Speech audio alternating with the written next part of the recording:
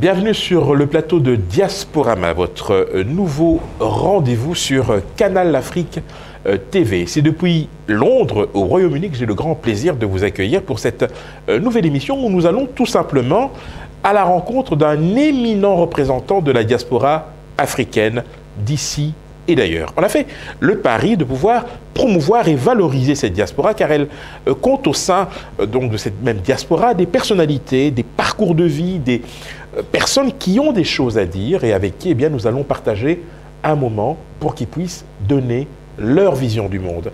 Pour ce premier rendez-vous, nous avons le grand plaisir d'accueillir M.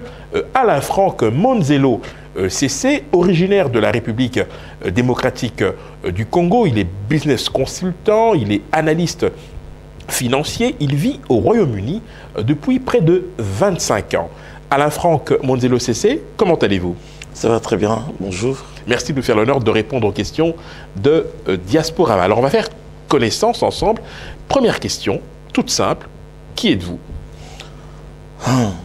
Ma réponse, ça va prendre toute l'émission. Ah ben écoutez, on a tout notre temps, ça tombe bien. Ça tombe bien. Mon nom, comme vous l'avez indiqué, je suis Alain Franck, d'origine congolaise, venant de Kinshasa. Si je prends en résumé qui je suis, j'ai grandi pratiquement à Kinshasa jusqu'à l'âge de 16 ans, où j'ai rejoint la Belgique, comme tous les Congolais à l'époque. J'ai étudié à Namur. Et puis, ma vie, c'est en rapport avec le sport toujours. Hein. J'ai étudié en Belgique, je faisais la boxe. J'ai appris la boxe pratiquement depuis l'âge de 13 ans. Vous avez gardé la carrure, hein, ça je vous rassure tout de suite. J'étais champion de Belgique amateur à l'époque déjà, à l'âge de 16 ans. Et puis, j'ai terminé mes études en gros. Hein. J'ai fait l'université en Suisse. J'ai fait une licence en lettres avec option pédagogie et psychologie. Après la Suisse, j'ai terminé en 78.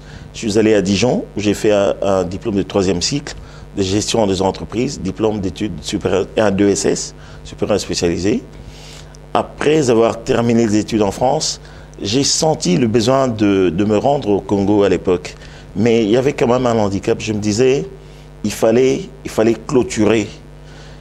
Partir au Congo sans maîtriser l'anglais, c'était un handicap. Alors j'ai tenté d'avoir une inscription aux États-Unis.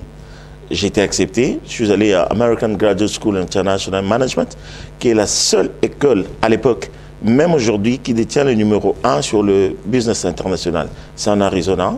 J'ai été de janvier 81 à décembre 81. J'ai fait mon Master International Management, surtout avec spécialisation en marketing.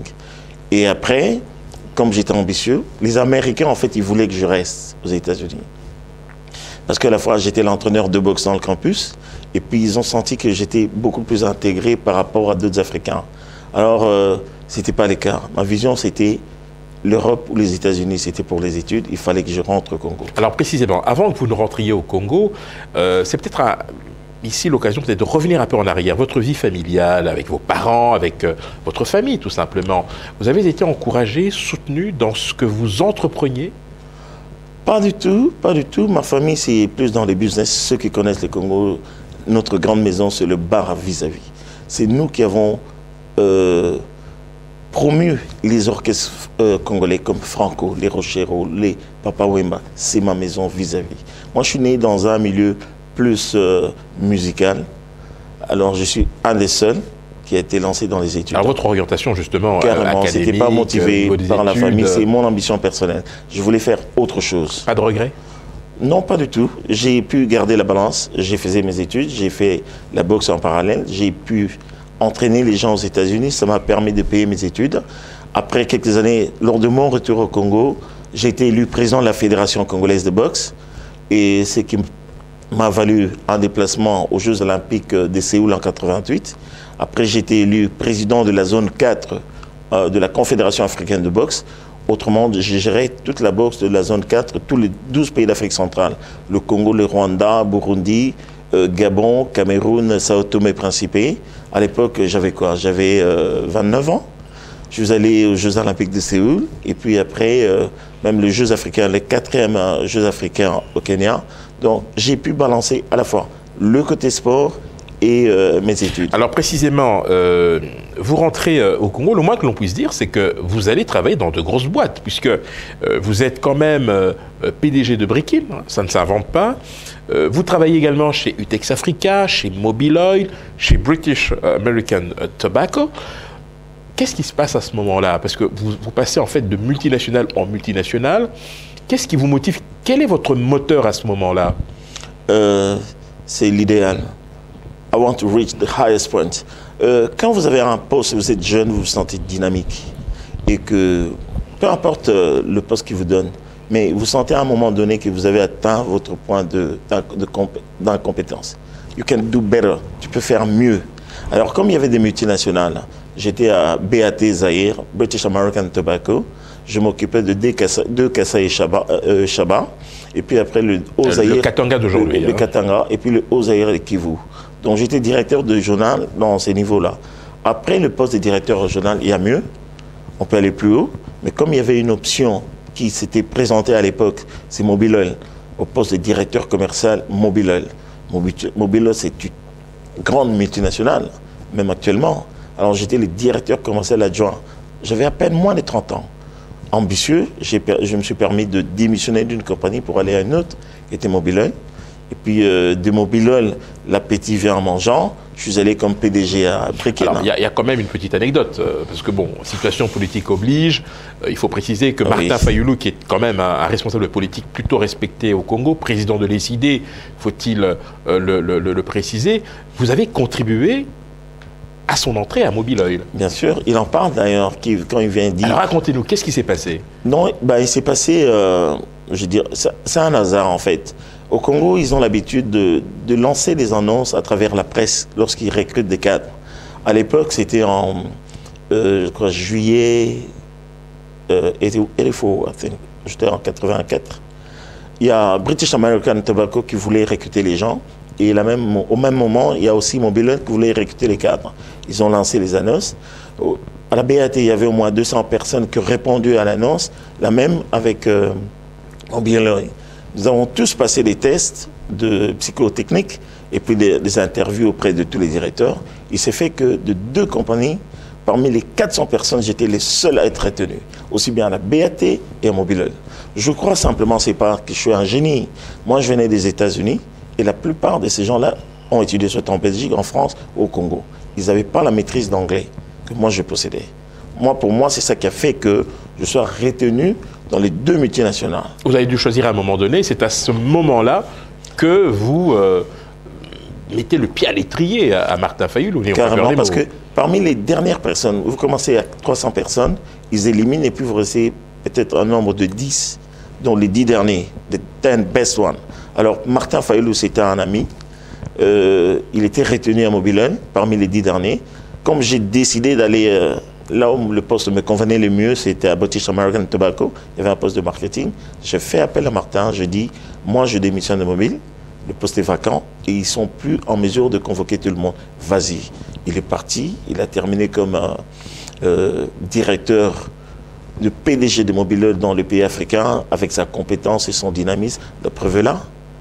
Aujourd'hui, tout le monde découvre qui est Martin, mais moi, je l'ai connu à l'époque à ce niveau-là. Alors, on vient d'évoquer votre parcours professionnel au Zaïre de l'époque. Pourtant, vous décidez de quitter ce pays qui vous a vu naître, et vous décidez de venir ici, au Royaume-Uni. Qu'est-ce qui vous a motivé à quitter le pays? Ce n'était pas un choix volontaire. On m'a fait quitter le pays. Bon, à l'époque, c'était Mobutu qui était le président, et il y avait des généraux qui se permettait un peu de bousculer tout le monde. Bon, on a eu une parcelle de 10 hectares qui a été confisquée par un des généraux, là. Un général, j'étais les noms par respect pour sa famille, n'est plus en vie.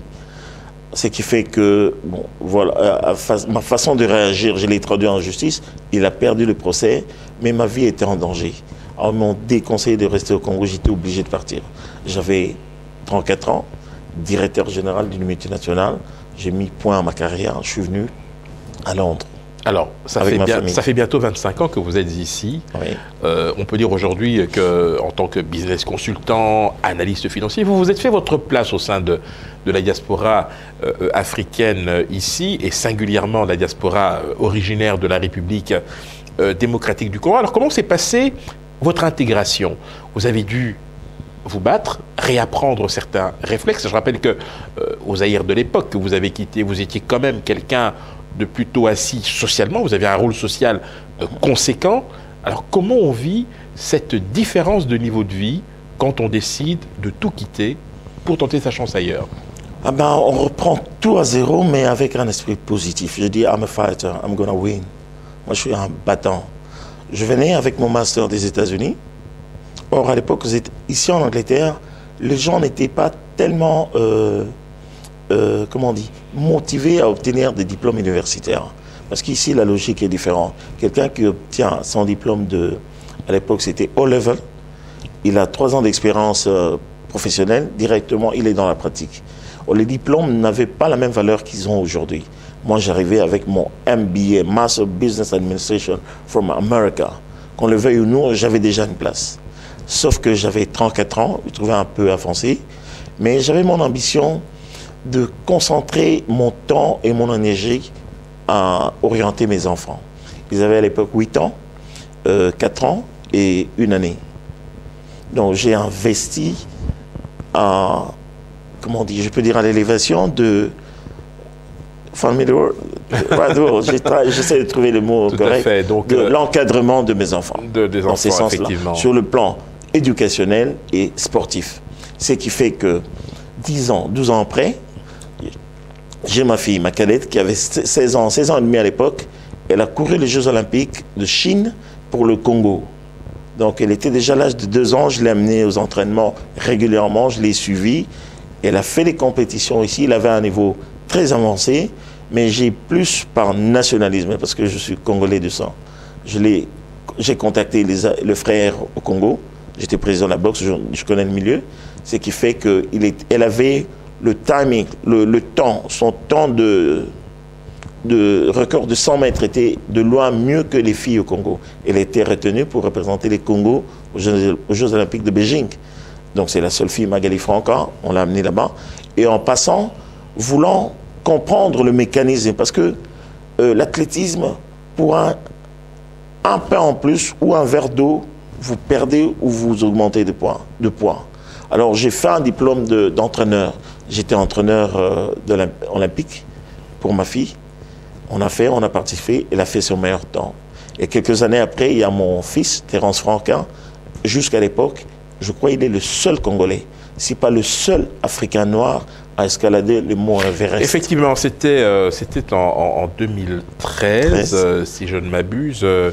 Alain Franck, Monzelo CC, nous allons très rapidement un peu évoquer votre carrière professionnelle ici.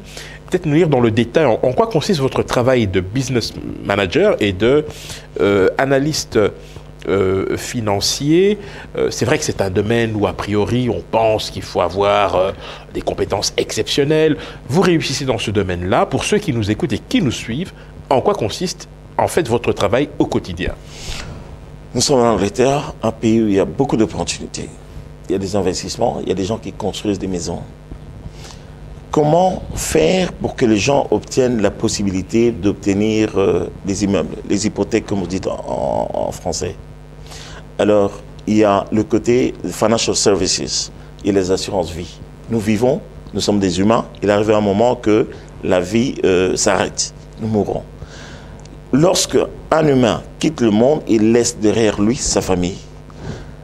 Nous sommes en mesure, nous en tant que financial advisor, de convaincre un individu à prendre les responsabilités, en sachant qu'après sa vie, il y a la vie qui continue pour les autres. Quoi faire pour que la famille vive dans les meilleures conditions? Il y a des minimums de critères à remplir. Il faut être british, avoir un minimum de temps de résidence 3 ans pour être qualifié à s'approprier ce genre de produit. Et vous avez en fait franchi toutes ces étapes-là? J'ai fait la formation et j'ai été recruté dans plusieurs compagnies. La preuve, déjà, that was in 91, I think. Quand je suis arrivé en 91, j'ai été recruté dans une compagnie à l'Aïdamba. Dès les premiers 5 mois, j'étais le meilleur vendeur des assurances vie dans toute l'Angleterre. Malheureusement, la compagnie a fusionné avec une autre. Nous étions tous déchargés. Alors, il fallait à un moment un peu planer dans le vide.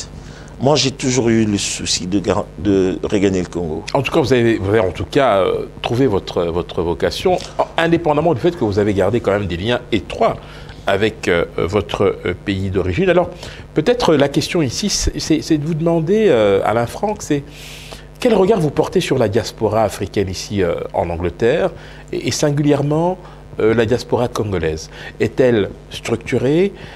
Y a-t-il une cohésion au sein de cette diaspora? Est-elle organisée de votre point de vue? Bref, qu'en pensez-vous? Mais la réponse est mitigée. Si je recule dans le temps, il y a 10 ans, les gens étaient dispersés. Tout le monde avait une vision un peu vague de la situation de la diaspora et de l'importance de la diaspora par rapport au pays d'origine. Mais avec la situation actuelle, les pays qui commencent à nous être arrachés, les gens ont pris conscience du danger qui règne pour nous, pour nos enfants et pour le futur de Congo. La structure ou les structures commencent à s'organiser. Il y a un regret, les gens, le Congolais refusent de leader. Tout le monde est leader.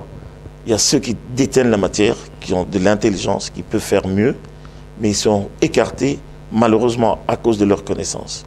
Mais la structure est là. Maintenant, c'est la motivation. Nous sommes aujourd'hui, le mois de janvier 2015. Avec les événements qui se passent au Congo, nous sentons à chacun d'entre nous ce désir de se découdre avec le gouvernement en place. Alors là, vous me tendez la perche.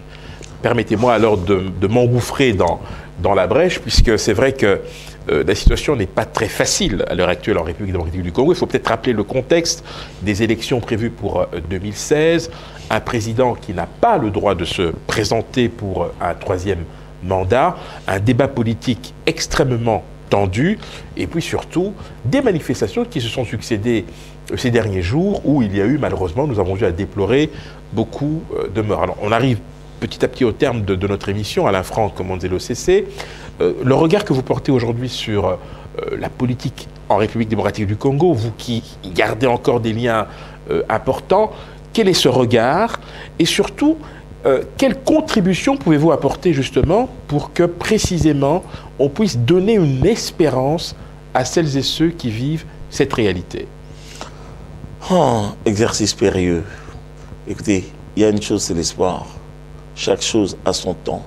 Quel que soit je vais le dire, les manœuvres politiciennes qui se passent au Congo, il y a un temps pour chaque chose.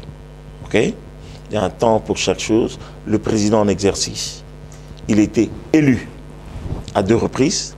Son mandat prend fin dans 1 année et demie. Les gens font n'importe quoi, si je veux le dire, pour essayer de changer la Constitution. On parle de manœuvres politiciennes et tout ça. Mais la vérité est que chaque chose en son temps, Kabila partira. Il partira libre, pourquoi pas, c'est un humain, mais il partira et le Congo nous reviendra, nous les Congolais. Alors, ce sera le mot de la fin, mais j'ai quand même une petite question, la toute dernière en tout cas, avant de nous séparer, Alain Franck, Monzelo CC. Au fond, on parlait de la diaspora congolaise du Royaume-Uni, qui fait partie d'une diaspora africaine beaucoup plus large. Aujourd'hui, si vous pouviez changer quelque chose au sein de cette diaspora, est-ce que ce serait de la conscientiser davantage aux enjeux ou est-ce que ce serait de la motiver davantage dans ce qu'elle fait pour s'intégrer ici au Royaume-Uni? Moi, je pousserais plus les gens à l'éducation. Parce qu'à travers l'éducation, les gens prennent conscience des réalités quotidiennes de la vie. Les gens sont très émotionnels, ils veulent parler de tout, mais quand vous manquez la base, il vous manque les instruments de jugement appropriés. Ce qui fait que quand vous êtes devant les Congolais, tout le monde veut dire quelque chose, même quand il n'a aucune connaissance des réalités socio-économiques ou géopolitiques de la vie. Pourquoi? Parce qu'il manque l'éducation de base. C'est le mot de la fin. C'était pour nous un très grand plaisir d'accueillir Alain Franck Monzelo CC dans ce premier rendez-vous de Diasporama. Désormais, eh bien, c'est sur Canal Afrique TV et nous serons très heureux, bien évidemment, de vous retrouver pour un prochain numéro. À très bientôt et surtout, bonne année 2015.